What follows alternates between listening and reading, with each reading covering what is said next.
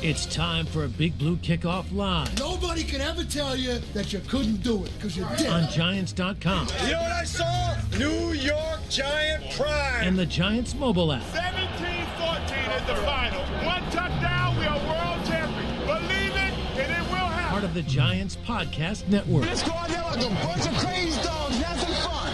Hi again, everybody, and welcome to Wednesday's edition of Big Blue Kickoff Live, presented by Cadillac, the official luxury vehicle of the New York Football Giants. I'm Paul Dottino. He's Matt Citak. We are here for another fun-filled hour of Giants conversation at 201-939-4513. Hashtag Giants Chat, as well on X. I know I keep calling it Twitter, but it's always going to be Twitter to me until it's Twitter. Blow it up. All right, it is Twitter. You call it Twitter? I call it Twitter. Oh, I don't know thank anyone you. that calls it X, to be honest. Why would you? Elon Musk is the only one. Yeah, I suppose. And also, of course, we do simulcast on the New York Giants page of the YouTube channel, and you can direct your comments and questions there as well if that's more convenient for you. Or you could always hit Matt Citak at his Twitter or Giants WFAN at mine. Let's get the topics out of the way today, right up off the top of the program, because after all, we come to you from the Giants Podcast Studio, presented by Hackensack Meridian Health. Keep getting better. The reports that you have seen all over the place today, starting with Ian Rappaport and Mike Garafolo of the NFL Network, indicate that Jim Harbaugh, one of the free agent, John Harbaugh. If Jim was here, that'd be quite a story. John Harbaugh, the free agent head coach, late of the Baltimore Ravens, the reports are that he is visiting the New York Giants today. And we have seen many postings indicating all kinds of things about what's going on today with him. We will not confirm nor deny that, but certainly we do understand that those reports are there, and many of those sources of the network variety are credible. Okay, so we'll leave that story as such. So there's not a whole lot to say about that, but if you want to talk about it, I guess we can. There are also a lot of other candidates and coordinators who are in the free agent pool at the moment, who have been not only linked to the Giants, but linked to a lot of other teams. I did understand there was a report out of Tennessee that former Giants defensive coordinator and interim head coach Steve Spagnuolo has actually had an interview with the Tennessee Titans. I don't know if you saw that, Matt. I did. Their list of candidates to interview for that head coaching position is just about the longest list I've seen. Guys that there's for at this least, season, yes. Yeah. The Jets at one point had like 25 when they were looking for Aaron Glenn. I mean, the Titans are getting close to that number already. Anyone that's been even slightly rumored to have any sort of interest from any team across the league, former coaches, current coordinators, the Titans have either brought them in or plan to bring them in for an interview. It's crazy. So certainly, I know many of us are very, very big fans of Steve Spagnuolo, but that's the only report that I have seen with him talking to any teams, just the Tennessee Titans. I personally have chatted with Steve myself, and I do know that unless something dramatic happens, he's full throttle on helping Andy Reid get the Kansas City Chiefs back into the playoffs. Yeah. And I don't blame him, because he's got a great deal there. And he's not the only former Giants coach that's getting interest from the Tennessee Titans for their head coaching position. Go ahead. There's Let the people know. A few former Giants coaches, but of course Brian Daboll is one. Mm-hmm. That seems to be the one, at least right now, the one reported interview he has scheduled for a head coaching position in the NFL. You mentioned Steve Spagnuolo. There's Lou Anarumo, who's apparently going to had an interview already with the Tennessee Titans. Jason Garrett, former Giants offensive coordinator, also had an interview there. And I believe that's it for former Giants employees, for now at least. Then, of course, we've also seen Antonio Pierce's name pop up elsewhere, as has Davis Webb. His name has also popped up elsewhere. Kelvin Shepard. Yeah. Right? Former Giants linebacker who was with the Detroit Lions as their DC this past season. His name has popped up in a few spots. I did see he got at least one interview. At least one. Yeah. At least one. So, my goodness, get out your Rubik's Cube, because there are a lot of things changing in the 2026 NFL season for sure. So that's certainly a topic that is open for conversation. Another one, we did not talk about it on yesterday's program. When Lance was here, we had quite a good discussion about a number of things and never got around to the fact that Jackson Dart, the Giants rookie quarterback, is one of the 6 finalists for the Pepsi NFL Rookie of the Year for this past 2025 season. And I'm sure he's going to get a lot of heavy support. He absolutely should. Whether or not he wins, I don't know. I mean, there's a couple of good names on that list. Well, that's not even my biggest worry. My biggest worry is, and again, I know we spoke about this a couple of weeks ago, is that it's through, Pepsi. Pepsi's the sponsor, and it's all a fan vote. And every week during the regular season, there was one fan that found a way to sort of rig the system. We did talk about that. Choose the winner each and every week. And how do we know they didn't fix it, though? Or has he already predicted the winner? For the fan of the year, I have not seen. But I went back after we spoke about it a couple weeks ago, and I checked. And on Reddit, each week there's a thread where this one person is commenting and saying, "I'm going to pick player X," and every single time player X won. Yes, the assumption, folks, is that there may have been an electronic enhancement that was executed by this gentleman. I don't know how this fan's doing it, but I'm hoping that this fan just decides, you know what, for the Rookie of the Year award, instead of the weekly award, the full year, let's just have a genuine fan vote, and whoever wins. Part of me doesn't think that this one fan's going to let that happen, though, and it's a Commanders fan. So, but he is not. From I haven't seen anything. No about, prediction so far on your screen. I haven't looked into it yet because there's been some other stuff going on. Yeah, we've been kind of busy. But you know what? After we get off air, I will look into it, and hopefully I will not find anything, because Jackson certainly deserves, at the very least, some strong contention. Did you want to give out the other candidates? Did you have it up? Yeah. I think I'm just looking at our article on Giants.com, which Dan Salomon. Okay, so it's Tyler Shook, Saints quarterback. Teteroa McMillan, wide receiver for the Panthers. Carson Schlesinger, the Browns linebacker. Ton of tackles he compiled this year. I think he's I think going to win Defensive Rookie of the Year. And as much as I love the way that Abdul played at least the last month of the season, it's hard to argue against Carson Schlesinger, the way he played until he got hurt, and I think he missed the last couple of weeks. But wasn't he up at about 150 tackles? Yeah, he was among league leaders in tackles. He had a great season. And then the final two are running backs, Travion Henderson from New England and Ashton Genty from the Raiders. So a lot of these guys, I mean, McMillan, Travion Henderson, and Ashton Genty were 3 of the first playmakers selected. They were all for Travion was beginning second round. Right. The other 2 were top 10 picks. Tyler Shook was a second round pick, early to mid second round pick. And Schlesinger, I believe, was also a second round pick by the Browns. And then obviously Jackson Dart was the 25th pick. So it's going to be one of those 6 taking home the award. I'm obviously partial. I'm not going to lie. I'm partial about it.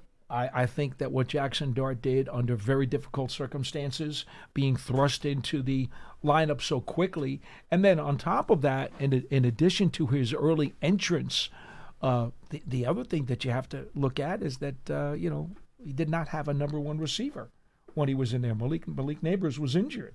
And so, that also kind of hindered his situation. The Giants' 1-loss record during his tenure. I know he was able to execute a couple of wins for them, but at the same time, his overall 1-loss record for the season, for those people who heavily weigh quarterback 1-loss records, they'll slant that against him. I don't, but there are people who do. Obviously, the whole Eli Manning Hall of Fame debate, that's one of the things that people throw against the wall at him. For sure, but Hall of Fame is one thing. League MVP, I can understand that. But for Rookie of the Year, it should just be who was the best rookie. Who was the best offensive rookie, who was the best defensive rookie. Ted McMillan had a great year. He did.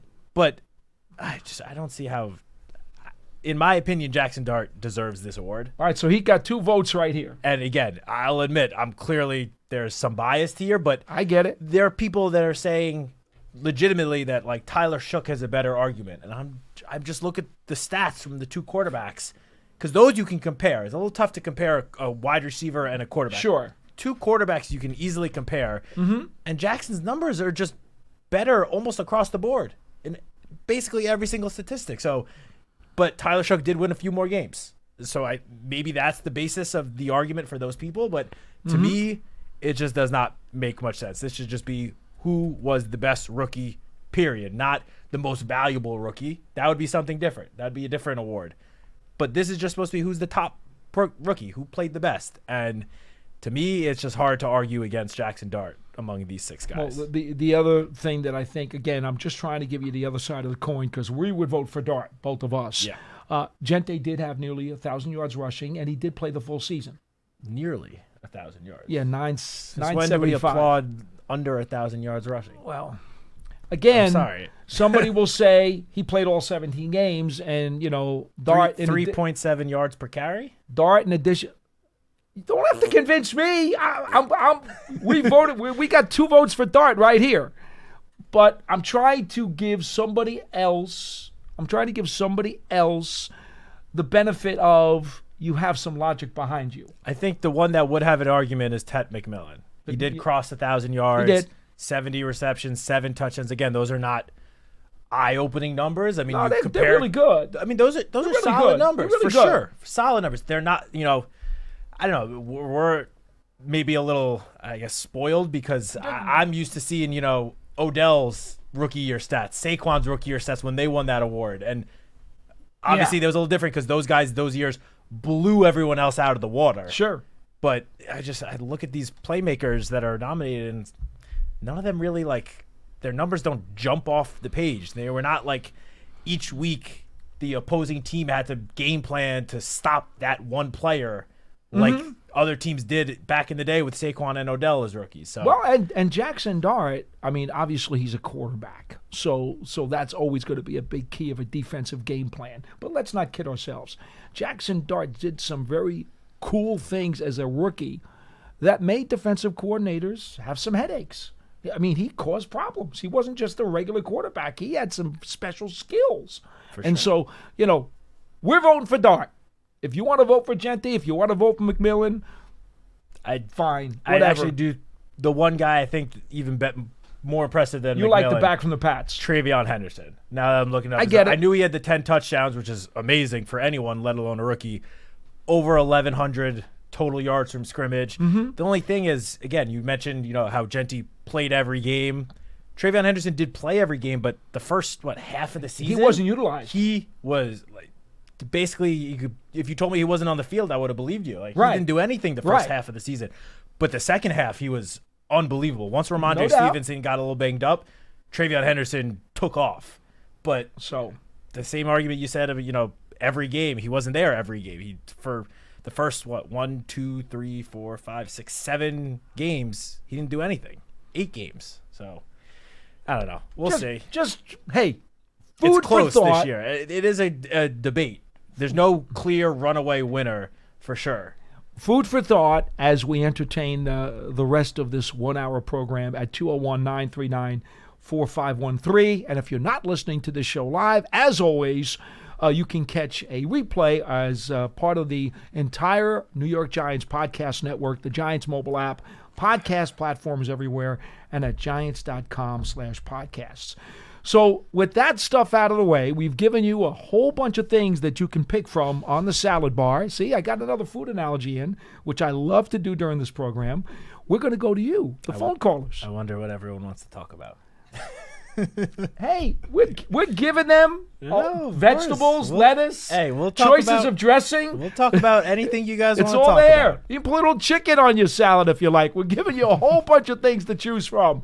Let's go to line 1. Jason in New Haven. You're first on the show. Hello. Good afternoon, Matt and Paul. You guys doing? Good. How are you, Hi. Jason? Good. Thanks for taking the call. Absolutely. Two things I want to comment on. Most of sports debates is subjective anyway in nature, right? You may like one player more than other and vice versa. But to me, the rookie of the year is Jackson Dart, and I know I'm a Giants fan. Been a Giants fan since I was 5, watching it with my big brother. To me, he's the rookie of the year. I don't even, if you want to say McMillan, okay, I won't fight you over that. But to me, he is the rookie of the year. And I'll bring up one game where it won me over as far as him potentially, I'm not going to put the crown on him yet, potentially. Mm-hmm. And I keep bringing this game up, and it impressed the heck out of me. Before the week of the Broncos game, right, everybody was talking about the big, bad Broncos defense, and we weren't going to be able to, move the ball on the big, bad, Denver Broncos defense. And what did he do going into Denver? Shredded them. He absolutely, Paul. He put a whooping on that defense. I don't care what nobody tells me. And that, before we lost that game, his last possession. Now I know there was some controversial calls in our last possession, but he was good enough to win us that game, and we should have won that game. So that, to me, that game right there, I don't know of any other rookie, and I watch quite a bit of football around the league.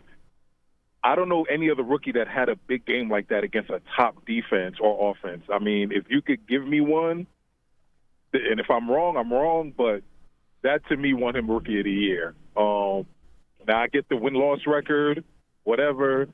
I think the whole narrative of the concussions might hurt him a little bit. Oh, he's in the blue 10, he's in the blue 10. So maybe those two things can skew the votes, I guess, but he, to me, is the Rookie of the Year, and to me, it's not really even close. So, well, Jason, I will say this. The concussion excuse is totally bogus and is not relevant to the argument.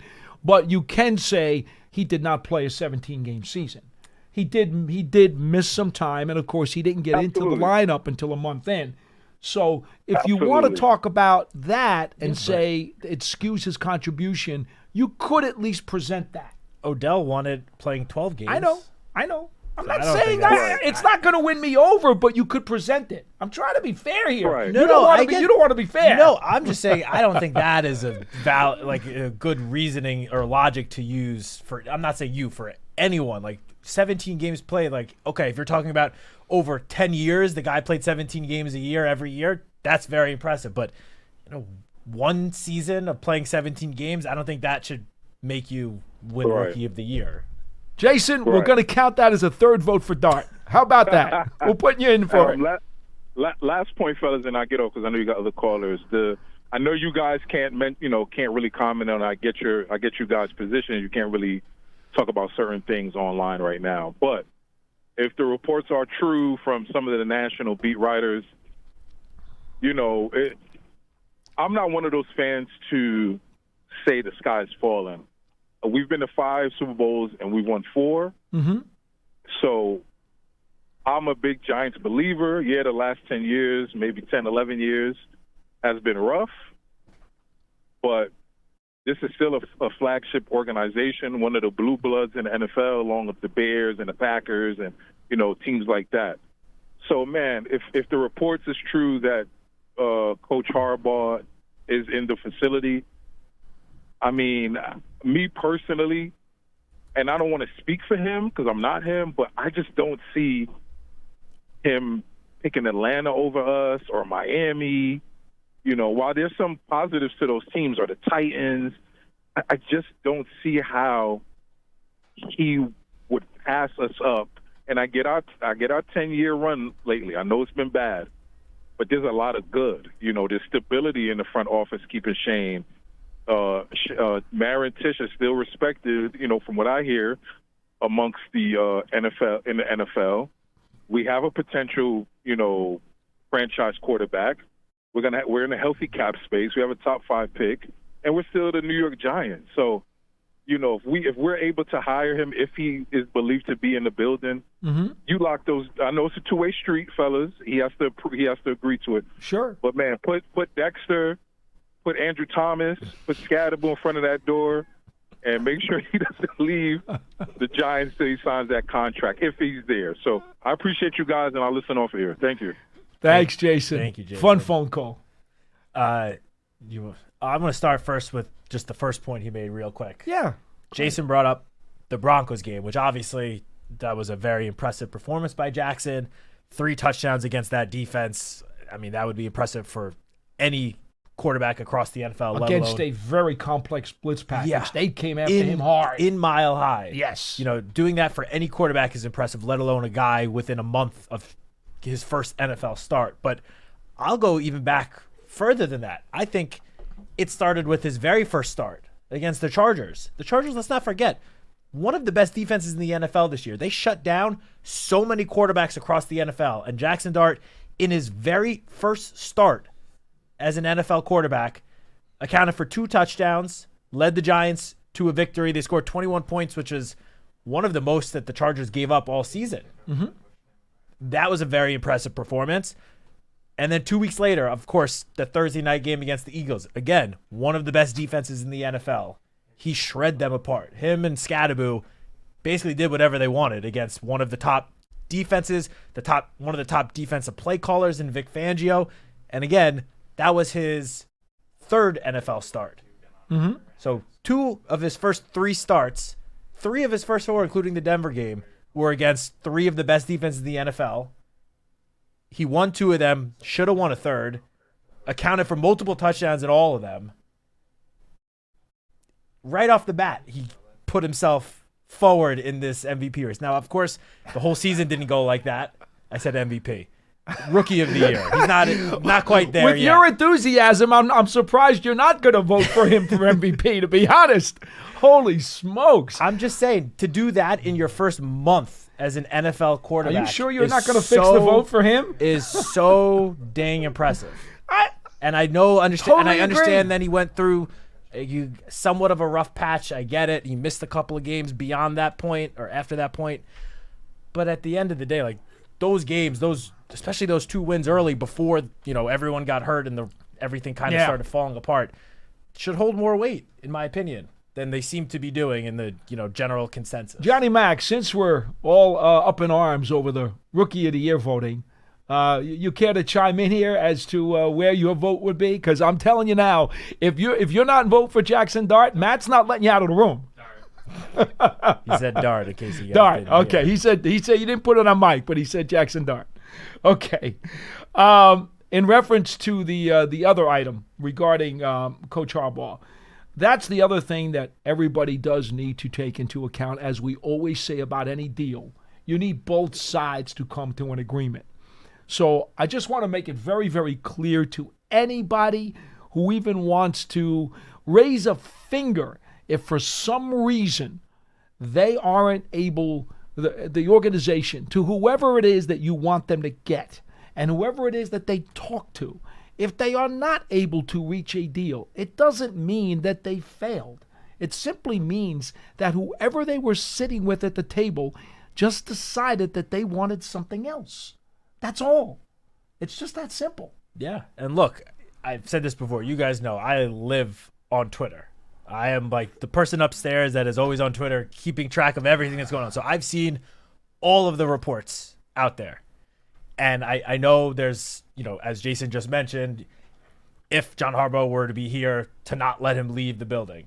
And obviously I've seen that sentiment all across Giants Twitter today. Mm-hmm. And I get it. Obviously that would, be great. But at the same time, I just want everyone watching and listening to, be aware that there have been reports this morning as well that he does still intend to take those other reported visits, the other teams that are supposedly finalists for John Harbaugh to be the head coach. There's reports saying that he still intends on going to those places and doing those interviews like he originally planned to. So just because, if something were to not happen today or tomorrow or whatever, that, doesn't necessarily mean the sky is falling and a decision was made one way or the other. Now, the way everything has been worded, intended, planned, there's nothing concrete. No one knows anything that's concrete, obviously.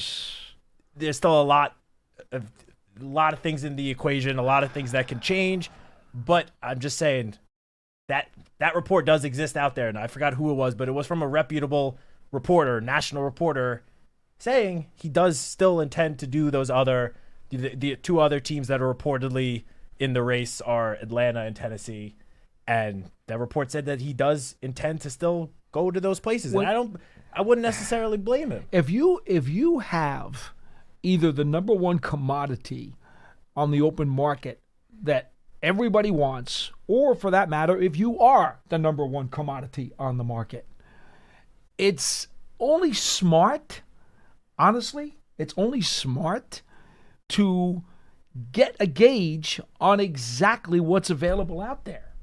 I mean, that doesn't mean that somebody can't immediately take the first offer they get. Maybe if they just feel it's such a wonderful fit, they've got to do it. And we've seen that happen before. It has. Almost every year we see it happen with one head coach candidate. At least can happen. It can Absolutely happen. It can. But there's also nothing wrong with the gentleman deciding that he wants to look at a couple of menus before he makes a call. Yeah. I mean, look, there's a lot that goes into a candidate's decision. It's not. Of course. It's not so simple as like black and white. I want to, be with this team or just be with that roster. Like, there's a lot of things that go into these decisions for these guys. At the end of the day, they're humans. There's a human aspect to it that I feel like a lot of people tend to, disregard and just completely ignore. But that plays a big factor in a lot of these guys' decisions. Coaching candidates, free agents, and in 2 months from now, like that has more of an effect than I feel like people give it credit for. Without a doubt. Without a doubt. All right. We go to line 2. Coach Marvin is in Delaware. Coach, you're not a candidate. Do you want to confirm or deny that you're a candidate? People was asking me that real quick. I was in the bank today, and I was talking to a guy by the name of Frank Pebbles. He was taking care of my account, and he said something to me about that.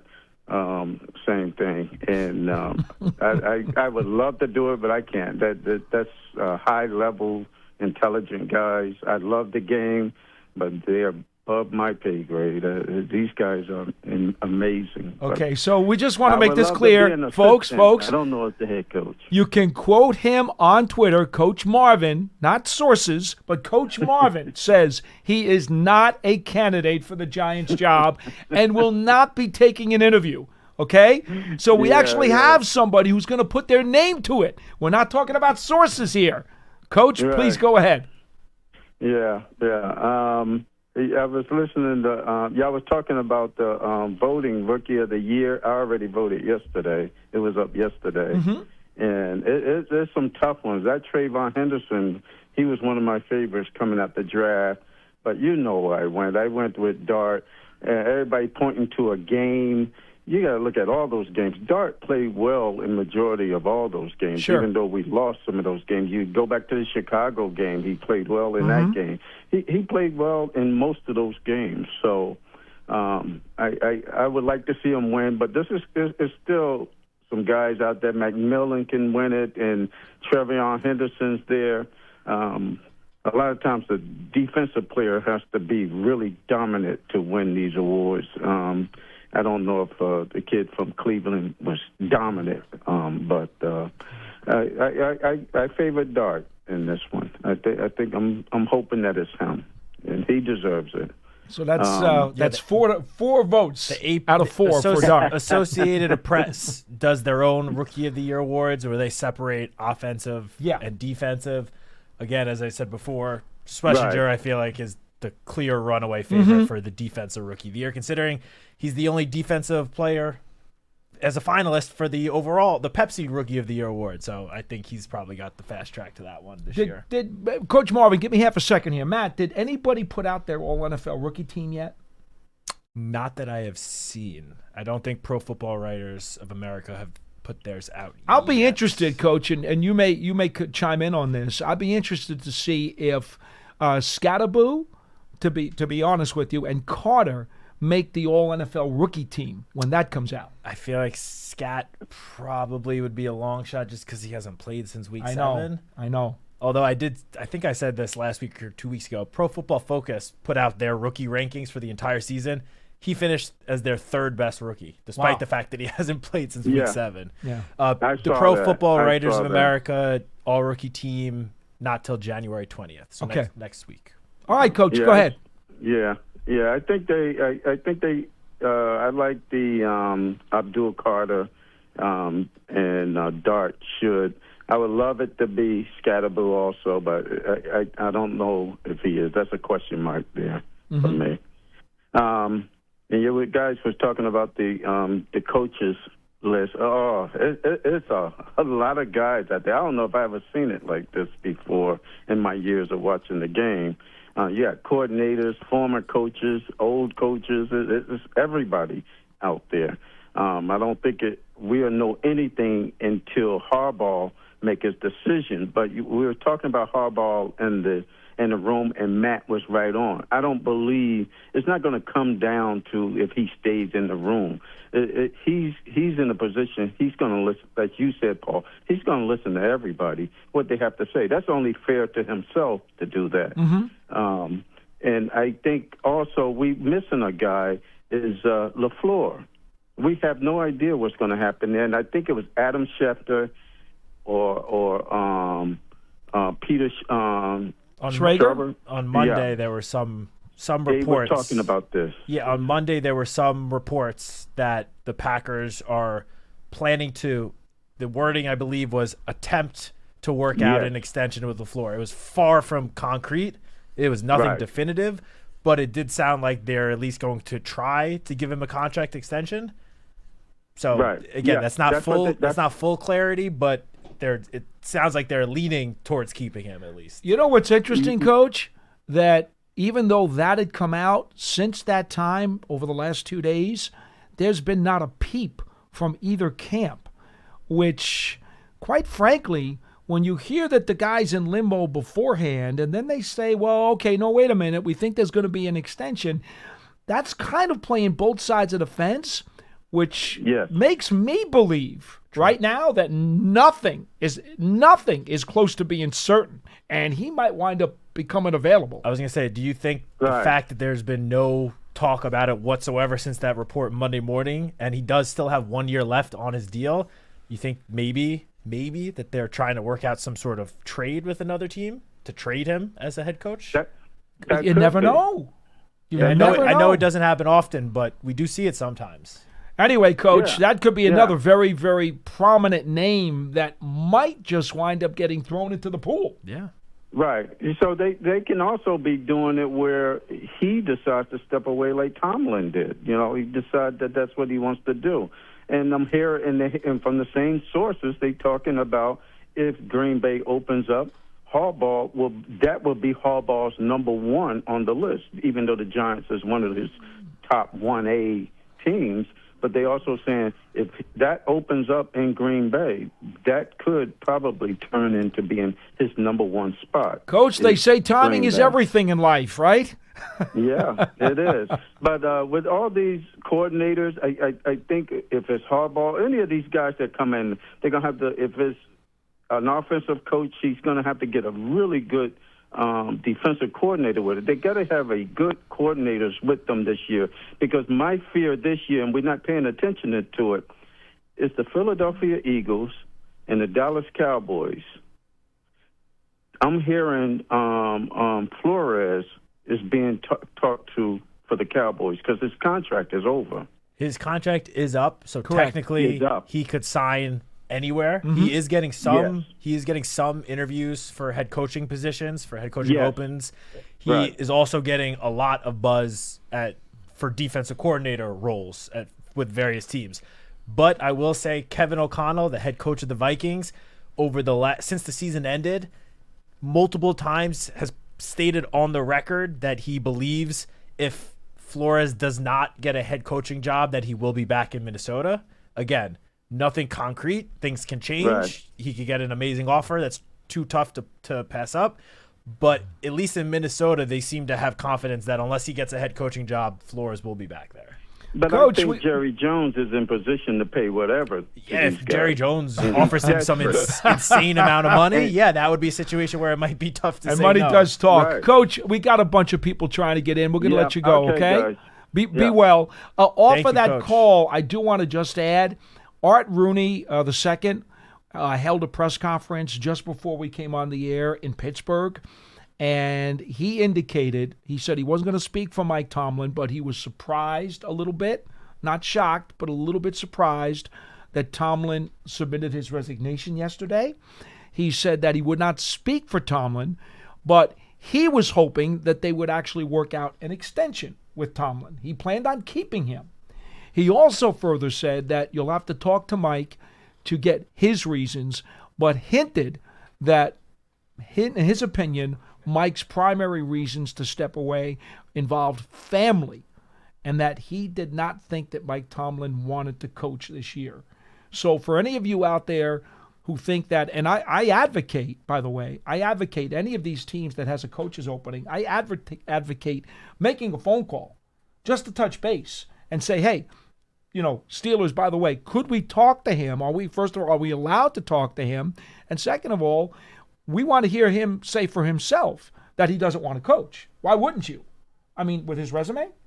Yeah, I mean, if he were open to coaching again this coming season, he would be right up there with John Harbaugh as the top candidates available. Without a doubt. But, of course, you do have to ask the Steelers for permission, and it would require some compensation. The Steelers do still hold his rights. So correct. If there was mutual interest between him and another team to coach for them this coming season, the Steelers would have to then trade him, basically. Because they're not just going to let him go and let another team sign him for nothing. Mm-hmm. That would be a situation where there would be a trade. Even if he sits out for a year and comes back the following year and wants to coach, they still hold his rights, don't they? So there still would have to be some sort of trade worked out between the Steelers and that other team. Let's see. His contract, I don't know how long it is.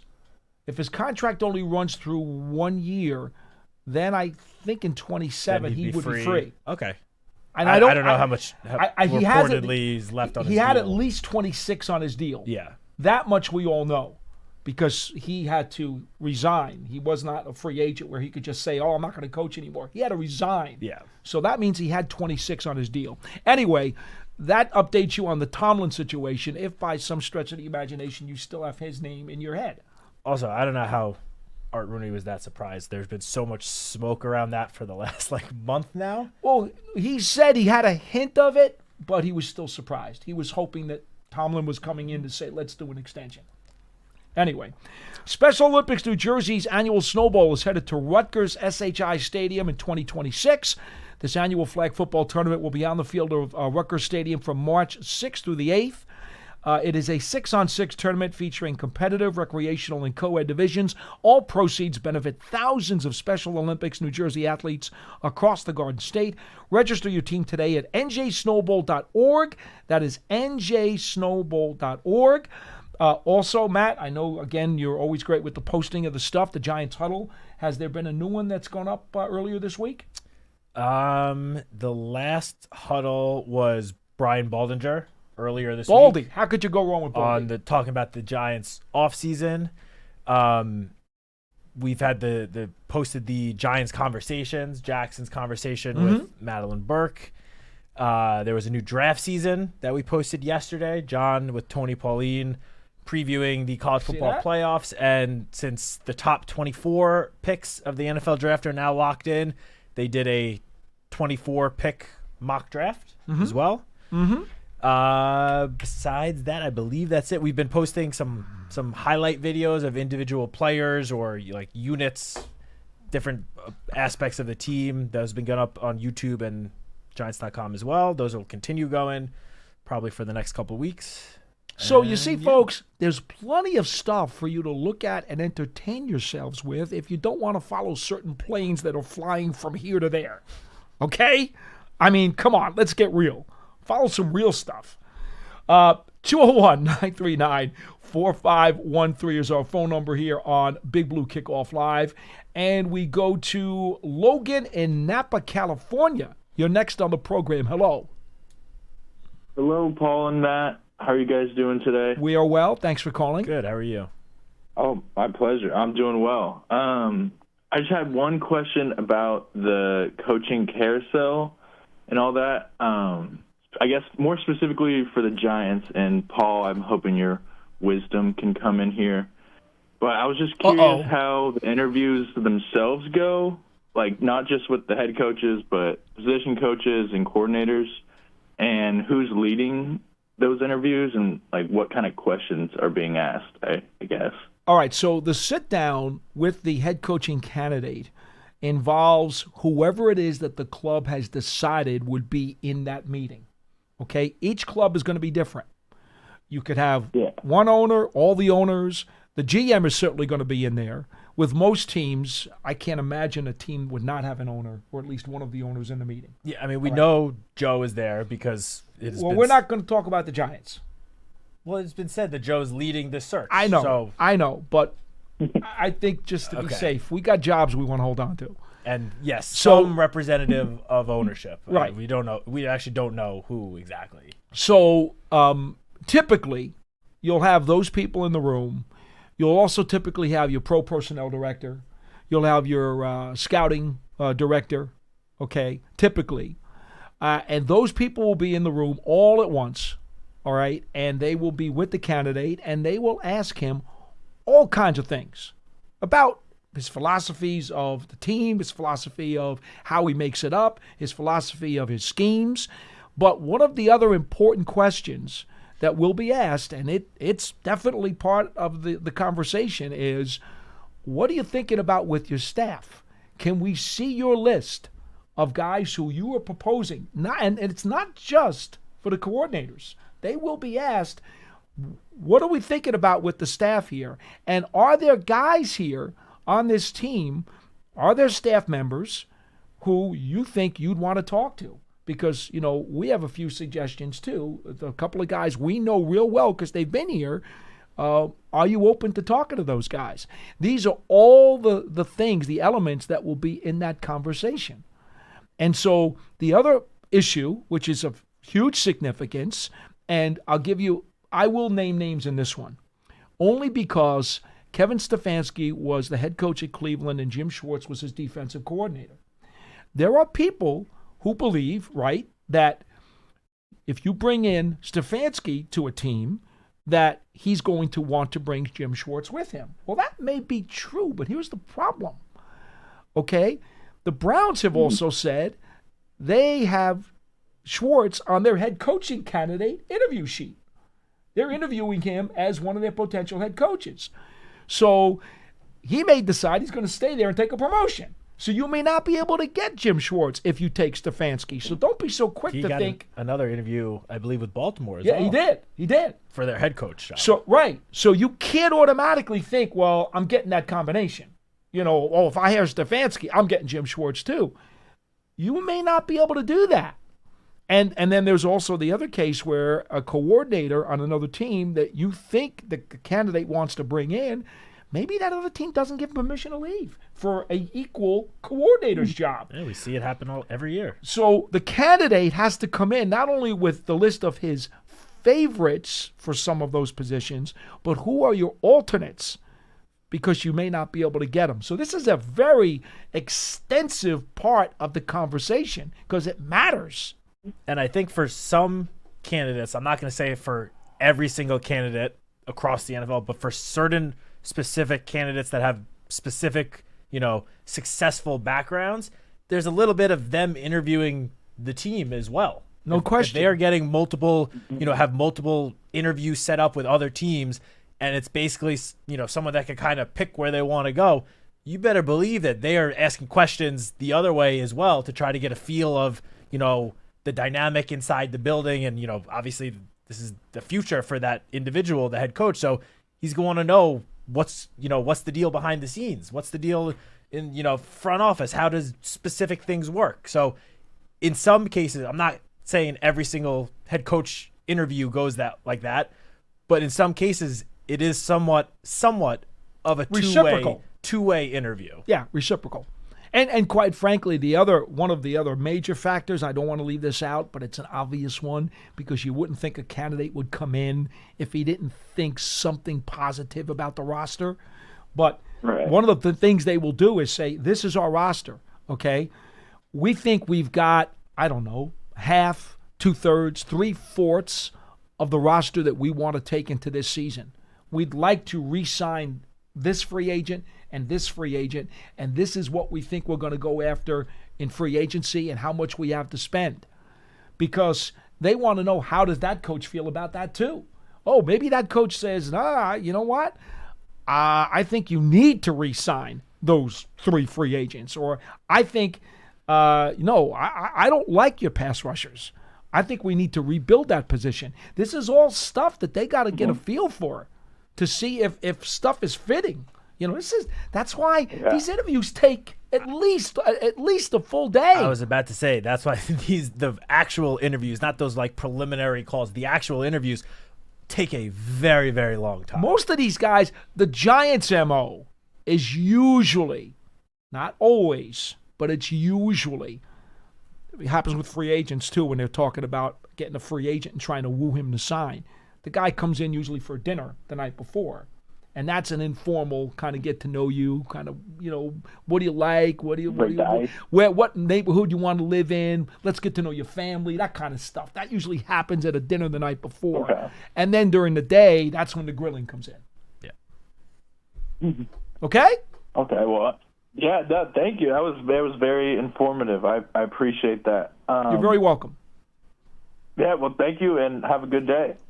Thank you. You too. You as well, Logan. We kind of talked about this process a little bit on a show the other day. I guess, he wasn't on that particular program, but, I always found when I started doing this business that the more angles you can learn about the Prism and the more details you learn about every aspect of the game and the league and the business, the crazier it becomes because the possibilities become endless. For you realize that nothing is an easy answer, and that spider web exists off the field as well as on the field that I always like to talk about. We go to John at Cape Cod. You're next on the show. Hello. Good morning, guys. Good morning. Before we get going, I just want to tell you how much I look forward to watching the show, whether the Giants win or lose, because you guys are really on top of the game. You're very kind. Thank you. We appreciate that. You're welcome. Two comments. One is Rookie of the Year. The only guy to me that's in the running against Jackson Dart would be the running back from the Patriots. That said, when you look at the complexities of playing the quarterback position versus any other position on the field, it just shows you not only the level of talent, but the level of smarts that this kid has, which to me makes him far and away number one candidate for Rookie of the Year. Fair enough. Second thing is, in regards to the coaching thing, to me, far and away, the Giants' number one candidate should be John Harbaugh. I think he and his brother are just outstanding coaches.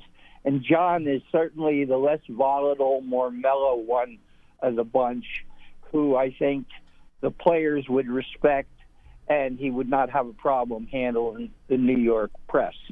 I think the Giants, in their search, really need a coach who's been a head coach before to stabilize this franchise and start turning things around. The other guy who not many people are mentioning, because I think a lot of the younger fans have tunnel vision and they see just what's in front of them, is Mike McCarthy, because he's another guy who, when he coached over all those years at Green Bay especially, he put that team in the playoffs with half of their starters out hurt. I think he's a wonderful coach, and I think he's got a world of experience also. So I wouldn't be crushed if he came in as the head coach. But again, John Harbaugh to me is head and shoulders over anybody else. Thanks for your time, guys. Have a great day. Thank you, John. Thank you. Please call again. Yvonne in Pennsylvania. You are next on the program. Hello. Oh, he is gone. Perhaps he dropped the phone and fumbled away. Okay, were you going to add something to that call? The only thing I was just going to say about the last caller is just about Mike McCarthy. Who, obviously, of the reported candidates for the Giants opening, for any opening across the league, he's obviously one of the more experienced ones. He's been a head coach for 2 decades. Well, he and Harbaugh are the only two that are being mentioned as candidates for any job that have a Super Bowl ring. Yes. Because Gruden is not being mentioned by anybody. I don't think he's gone on any interviews, but he has a Super Bowl ring. He does, yep. And Tomlin now, who we believe is retired, has a Super Bowl ring. As head coach, we should say. Right. Because some of the coordinators, obviously, Spagnuolo. Correct. But the only thing I'll say about Mike McCarthy is just it helps when you have one of the best quarterbacks of all time playing for you. It does. For 15 years. Not saying that, Aaron Rodgers is the only reason why Mike McCarthy has a Super Bowl title. You're saying context matters. For sure. It definitely matters because, I'm not going to go even close to putting it in the whole, like, was it Brady? Was it more Brady or was it more Belichick that won all those Super That's Bowls? another show. That's a whole other story.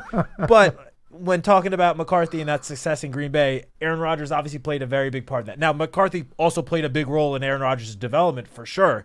You can't say one without the other, but just important to keep that in mind when talking about McCarthy, that it helps when you have one of the best quarterbacks of all time playing for you. No doubt. All right, let's see here. Looks like we got another phone call on the line, and Johnny Mac is answering the phone, so we're just going to hold up a second. 201-939-4513 is our phone number here on Big Blue Kickoff Live. We are running down to the final home stretch of the program. John, when you get a chance, pop up Francis in Tennessee, and you are next on BBKL. Hello. Hello. Yes, good to talk to you. Hey, I was calling. I'm wondering what they're going to do about the wide receiver and whatever happened to Juice Wells. Wait, which wide receiver are you referring to? He said Juice Wells. Well, were those two separate questions? Yeah, whatever happened to Juice Wells, and do you think that can we sign Wandale and Wandale? Okay, I figured. And let Jalen Hyde go. Okay, well, let's. Did you have something else, or should we take that off the air? You can take that off the air. Okay, so thank you. For the call. Stay tuned. We'll give you an answer. Which one do you want first? Well, first of all, Wandale is obviously a pending free agent. Mm-hmm. I think we don't know what conversations are going on upstairs in the front office, but he's obviously coming off his best season. I would assume that there would probably be some level of interest, but as we talked about on Monday, Wandale is probably looking to get himself a nice deal coming off this best year, entering free agency for the first time. It would have to be mutual interest. The money would have to work out. It would have to make sense for both sides. So is it possible? For sure it's possible. We don't know. I wouldn't put a number on the likelihood, though. We just don't know. It's too early to tell. Right. So it is possible. Jalen Hyatt, at least as of now, is under contract for one more year. Mm-hmm. So, again, until it's told otherwise, the assumption would be, as of now, that he will be back. And then Juice Wells, I believe he was cut originally at the end of training camp on cut-down day. Now, he was brought back at one point during the season to the practice squad. Mm-hmm. I believe he was only on the practice squad at that point for a week or two. And then he was he was let go again. And I don't remember seeing him. I think he did get picked up somewhere from the end of training camp to the return to the Giants, someone's practice squad. I don't remember where. I don't remember seeing him getting picked up again after the Giants let him go the second time. I did not see his name surface again after that second cut. So, I will say this. He had a really good spring, but as we got into training camp itself, his performance was not as noticeable. It kind of tailed off. Yeah, I think that's why he didn't initially make even the practice squad at opening day. Yeah, I think when the rookies very first took the field in those spring practices, his experience with Jackson Dart played in his favor because he was the only one on the field that Jackson had experience really throwing to. Then as we got into training camp and throughout training camp, when Jackson got more and more experience playing with the other wide receivers, that advantage that Juice Wells had at the beginning sort of faded away. Well, to be honest, guys like Little Jordan Humphrey, Bo Collins, Gunnar Olszewski, they all outperformed him when it came to training camp in the preseason. 100%. So, line 3, Mark in Vermont. You're next on the show. Hello. Yeah, hi. Thanks for taking the call. I just want to let you know how much I enjoy the show. I listen to it every day. You're very kind. And Thank you, Mark. Just enjoyed so much. I heard on the wire that Brian Dable had made a call along with Eli and Coach Coughlin to John Harbaugh to entice him to come to the Giants, and also talking up Jackson Dart. And if it's true that Brian did that in particular, I just think that is such a class act that a fellow who, gave his best, did what he could for the team, and then, got let go, but then still has the moxie to come back and try to help the team. I just think that's fantastic and just wanted to give him a big shout-out. Very classy man. We can't confirm or deny that, but I'll say this. I think all of us who worked with Brian Daboll have fine things to say about him as a guy. There's no question about that. As a person, I've got nothing but nice things to say about him. I mean, he's a good dude. There's no question. That's why, during the season, while it sort of felt like the time was up, it still hurt us knowing him on a personal level because, again, he's just a great guy. Everybody wanted it to work. Yeah. Yeah, there'd be no reason to think otherwise, right? I mean, these coaches, I mean, it's their entire life. I mean, these guys probably don't have a waking minute that they're not planning, figuring, scheming, looking at who's available, who's hurt, and how to work it. And, it's an enormous job. You've got to be one smart guy to even be, in the running for a job like that. So a lot of appreciation there. Very cool. Anything else? Nope, that'll do it. Thank you. John, you want to do one more real quick one? Sure. Yeah, let's throw one more really quick call in here just before we send it out because we are almost out of time. And I do know that, after all, it's one of those days when a lot of people have a lot to say, and I don't want to cut anybody short if we can avoid doing that. So we will actually, here's the problem. We will go to Len on line 2. Len is usually very long, but Len, we're going to tell you right now, we're going to give you a 2-minute warning. We're going to let you get in here. So please Good. go right ahead. Actually, for the first time, be able to get it in less than 2 minutes. First of all, a draft. I know it's a long way away, 3 months. You haven't done all your homework yet, nor have I. But I tell you who I got an eye on for that 5th pick in the draft is that defensive end from Auburn, Kendrick Falk. 6'6", 285, 5 technique, in the run game, move him inside in the passing game. Keep an eye on Kendrick Falk from Auburn. Okay. With the 5th pick. I'm sure there'll be a lot of study on him I as want we to move stay on the defensive side and go to Reese from Ohio State. Okay. And stay on the defensive side for the 3rd guy with the safety downs. Mm-hmm. And, Paul, I think you're absolutely right when you analyze. I think the Giants have done a great job with this Harbaugh search. They've just worked hard. They've pulled out all stops. They've probably made a great offer. And a coach would have a lot to work with if he, got the job here. But as you said, Paul, John's going to have to make a decision. Yeah. It's up to John. Where does he want to work? In the end, it's like we're not dealing with Scott Boras here. That's for sure. Harbaugh's a good guy, but with the thing, he kept coming back and saying, "Can you up it? Can you up it?" And the Yankees say, eventually Juan's going to make up his mind. Where does he want to play? Right. Yeah. And I think that's the case with Harbaugh. Hope we get him. If we don't, I'll be disappointed for a couple hours. But there are other guys out there who can move us forward. Thanks for taking my call, guys. Kendrick Falk from Auburn. Okay, Len, we'll put you down for that one. Thank you, Len. The only thing I'll say about that real quick is just the way that the Giants roster is currently constructed. Obviously, things can change over the next 2+ months, but the way that the roster currently stands, you'd be drafting a guy to be your 4th edge rusher at the number 5th pick. Yeah. That would just, after picking Abdul Carter with the 3rd pick last year to be your 3rd edge rusher, that might be a little bit too tough of a pill to swallow because, again, you're picking a guy to be your 4th up at a position when there are other positions that would be of bigger needs. Now, if anything changes on the roster before then that is another story. But right now you have Brian Burns, Kayvon Thibodeau, and Abdul Carter, and you already kind of struggled this past year to get the 3 of them on the field as much as possible. Now you're going to add a 4th guy who deserves to be on the field a lot. I don't know how you'd mix that in. I feel like that would be a little bit of a struggle for whoever is calling plays on the defensive side of the ball if that were to happen.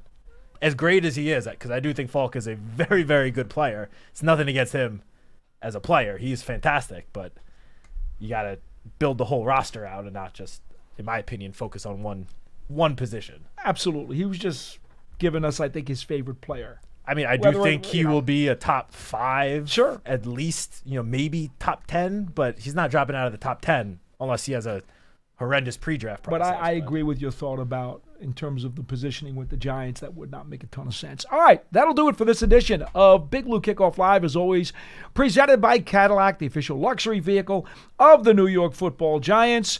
And as always, we come to you from the Giants podcast studio, presented by Hackensack Meridian Health. Keep getting better. Folks, you know the deal. We're here 12:30 p.m. every single weekday Eastern Time for a 1-hour program.